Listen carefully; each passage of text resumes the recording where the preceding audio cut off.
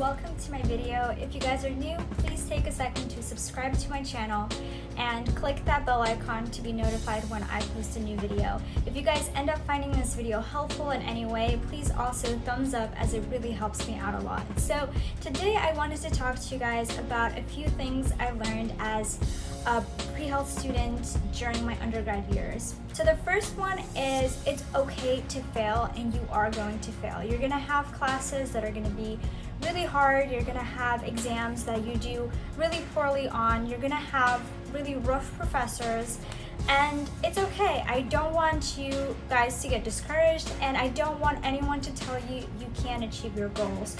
If you guys are passionate and committed to becoming a healthcare professional, whatever it might be, whether that's being a doctor, being a PA student, being a nurse, whatever your journey is, if you guys are dedicated and motivated to achieve that, I don't want you guys to be discouraged by a few bad grades. I remember I got a C+ in one of my calculus courses, and I was devastated. You know, I cried, I went to my advisor, and I was basically told to not consider the medical field. I was told to think of alternative paths, and it was such a devastating news to me. Now, don't get me wrong, I think everyone should have a plan B, a plan C, because, you know, sometimes things get in our way and our original plans don't work out. But I don't want you guys thinking that, you know, a bit of a step back or a failure along the way should stop you from achieving those goals. So I basically told myself that I would still pursue this career path, and I wouldn't let, you know, a bad grade stop me. And since then, you know, I've changed my habits, and I've been working to, you know, increase my GPA. Another thing that I feel like doesn't get emphasized enough is that as a pre-health student, you do not have to be a science major. So I personally was a biology major because it just helped me fulfill those requirements quicker, and I enjoyed, you know, those sciences and the biology courses that I took.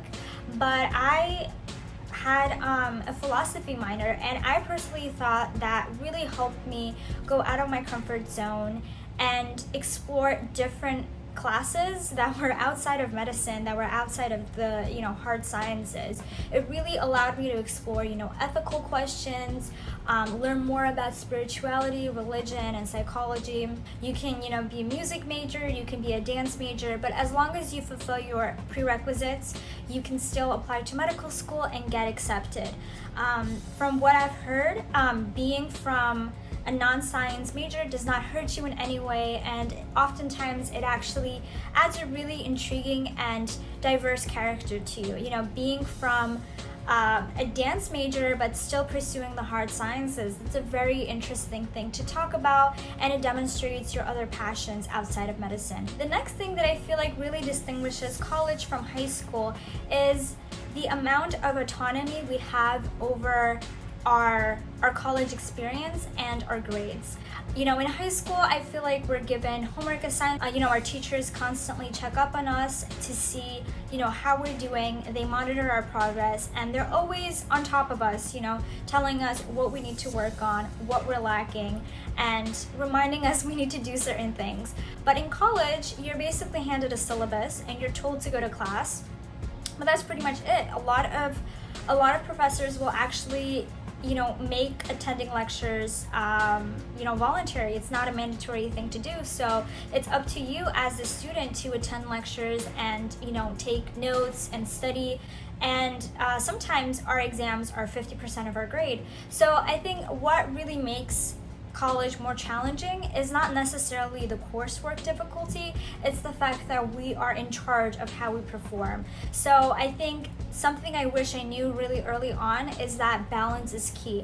Having a proper balance between your academics, your personal life, and your social life really helps you be an optimal college student, where you're making friends, where you're socializing and taking care of your mental health, but you're also studying and doing well in your classes. The next thing I want to talk about is the importance of leadership and public speaking skills. I feel like this isn't really talked about a lot. It's not really emphasized until, you know, we start working on our resume for medical school and start, you know, applying to medical school, when we realize that leadership is something that is continually asked for.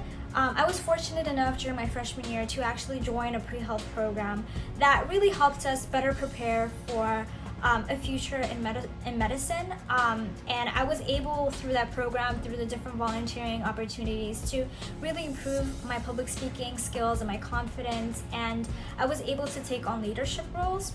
I feel like if I wasn't in the position of being part of this program, I really wouldn't have known how critical leadership and public speaking really is. Going off of the importance of leadership, it's the importance of taking initiative. I feel like college is what you make of it, and especially as a pre-health student, we're required to have so much before we enter into medicine, into medical school. We're required to do community service, volunteering, shadowing, research, and leadership experiences. You as a student, you really have to take initiative and find those opportunities.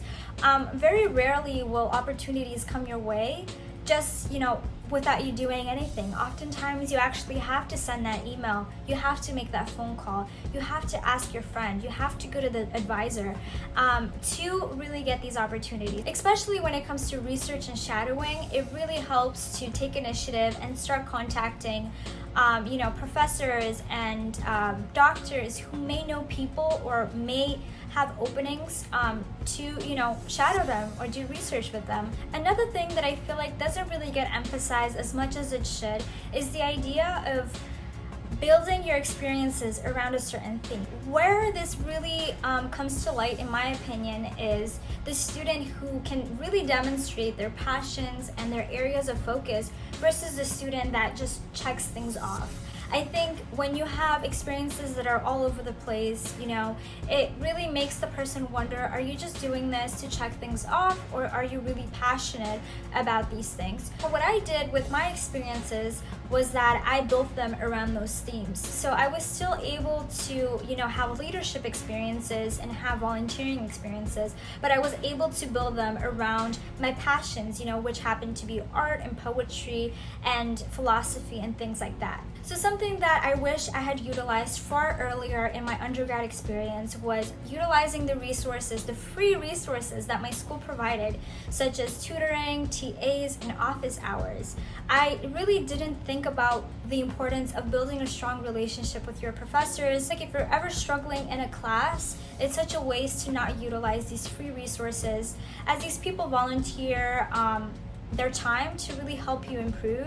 Another important thing you are going to come across is the struggle between saying yes to new opportunities and new events and saying no because you have to prioritize other things.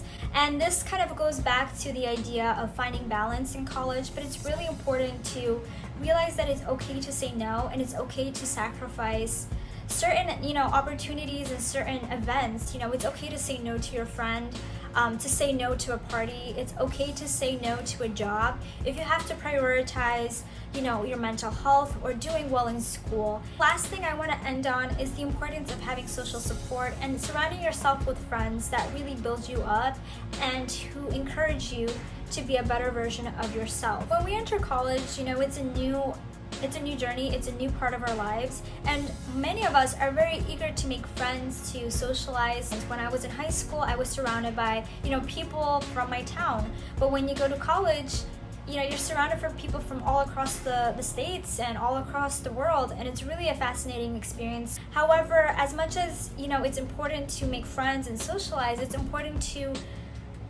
associate ourselves with people that share our vision, who share our drive and our passion, who will lift us up and applaud our success. Don't ever be friends with someone who brings you down, who makes fun of you for prioritizing your school or your mental health. So I just wanted to say that because I know entering into this new world of college, some of us can be very vulnerable, and it's a new experience, so I completely understand that. So thank you guys for watching. I hope it was helpful. If it was, please take a second to thumbs up, and if you haven't subscribed already, please do so, and click that bell icon if you want to be notified when I post future videos. Please share in the comments what stage you are in your medical journey, whether that's you're in high school or an undergrad or in medical school or somewhere in between. Please let me know. I hope to see you guys again.